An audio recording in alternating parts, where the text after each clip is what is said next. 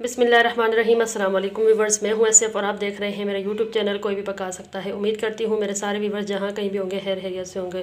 तो प्यारे व्यूवर्स, आज मैं लेकर आई हूं आपके लिए बहुत ही मज़ेदार, आसान, झटपट बनने वाली तरीके से डिश नमकीन गोश्त। नमकीन गोश्त बनाने बहुत ही आसान है और ये मुख्तलिफ़ तरीक़ों से बनाया जाता है। मेरे चैनल पे पहले भी नमकीन गोश्त की रेसिपी मौजूद है। आज मैं आपको मुख्तलिफ़ तरीके से नमकीन गोश्त की रेसिपी बताऊंगी। तो यहाँ पे मैंने ले लिया है जी गोश्त, एक प्याज बड़े साइज़ का और कुछ आलू ले लिए हैं मैंने। आप देख सकते हैं गोश्त को मैंने फ़ैट वाला लिया है, साथ मैंने 2-3 हड्डियाँ भी ले ली हैं। आप बग़ैर हड्डी की भी ले सकते हैं, लेकिन हड्डी वाला नमकीन गोश्त बहुत ही मज़े का बनता है। साथ में मैंने कुछ फ़ैट की चर्बी की बोटियाँ भी रख ली हैं, इससे भी बहुत टेस्टीफुल बनता है। तो चलिए जी स्टार्ट करते हैं रेसिपी। तो यहाँ पे देखें जी, कुकर को मैंने चूल्हे पर रख लिया है। इसके अंदर 1 कप मैं ऑयल का डालूँगी। फ़िलहाल 1 कप ही डालूँगी क्योंकि हमारे गोश्त के अंदर भी फ़ैट मौजूद है, तो उस लिहाज से मैंने फिर अभी 1 कप ही इसके अंदर ऑयल डाला है। ऑयल को हम अच्छी तरह गर्म करेंगे और उसके बाद हम इसके अंदर प्याज डालेंगे। तो यहाँ पे ऑयल हमारा गर्म हो चुका है, इसके अंदर मैं डाल दूँगी ये प्याज। इनको हल्का सा हिलाने के बाद आप इसके अंदर में डायरेक्टली गोश्त शामिल कर दूँगी।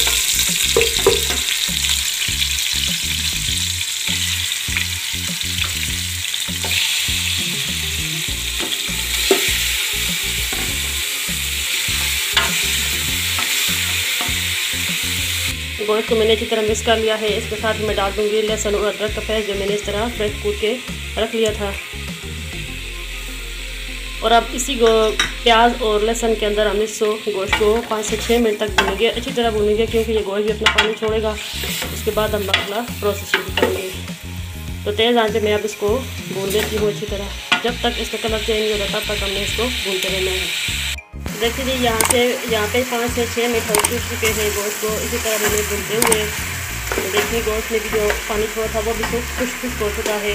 अब इसके अंदर मैं डाल दूँगी। तो आपको एक बात बताना मैं भूल गई थी कि मैंने इसके अंदर आधा चम्मच नमक का शामिल किया था जब मैंने इसके भूनने के लिए रखा था। तो ये वाला आधा चम्मच मैंने पहले डाला था और ये वाला आधा चम्मच मैं अब इसको डालूँगी। और अब इसके ऊपर मैं डालूँगी टमाटर, इस तरह छोटे छोटे टुकड़ों में करके। आप पूरा भी रख सकते हैं। और ये कुछ खड़े मसाले में डालूँगी, बस यही स्पाइसेस इसके अंदर जाएंगे और नहीं जाएंगे। ये आधा चम्मच जीरा है, कुछ काली मिर्च है, 2 लौंग है, 2-3 सिक्के जो है तो वो दालचीनी के हैं, 1 बड़ी इलायची है और काली मिर्च है। ये डाल दूँगी और इसे अच्छी तरह इस तरह मिक्स करके। तो जो मैंने टमाटर भी शामिल करते हैं। अब जो मैंने आलू काट के रखे थे वो आलू भी अब मैं इसके अंदर डाल दूँगी।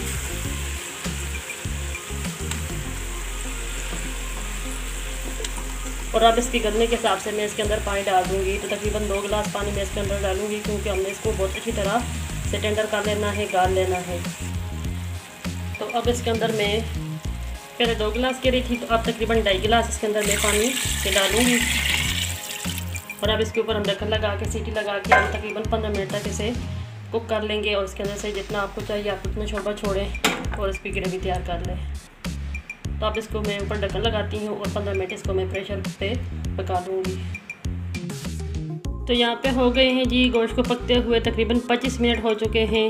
अभी हम इसका ढक्कना खोल के इसको चेक कर लेते हैं। चूल्हा मैंने बंद करके गैस उसकी मैंने अच्छी तरह से रिमूव कर ली है इसके अंदर से।